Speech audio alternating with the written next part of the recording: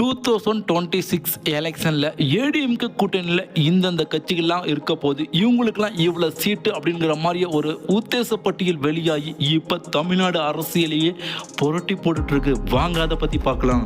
எடப்பாடி பழனிசாமியும் தமிழ்நாடோட பிஜேபியோட மேலிட பொறுப்பாளரான பியூஷ் கோயலும் சந்திச்சதுக்கப்புறம் இந்த உத்தேச பட்டியல் வெளியாகிருக்கு.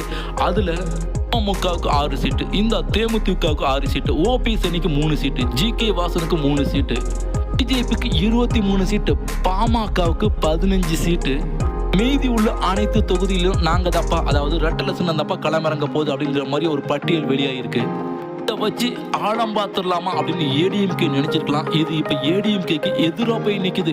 ஏன்னா டிடிவி தினகரன், லதா விஜயகாந்த், ஓபிஎஸ் இவங்க எல்லாமே இப்போ ஏடிஎம்கேவை கடுமையாக எதிர்க்க ஆரம்பிச்சிட்டாங்க. இதுல விஜய் சத்தமே இல்லாம ஸ்கோர் பண்ணிட்டு இருக்காரு. ஏன்னா 2026 எலெக்ஷன்ல இவங்க எல்லாருமே டிவிக்கு பக்கம் திரும்பிட்டாங்களாம். அது எலெக்ஷனையே புரட்டி போட்டுரும். ஏன்னா தாவேக்கா ஒரு தவிர்க்க முடியாத சக்தியா உருவாகிடும்.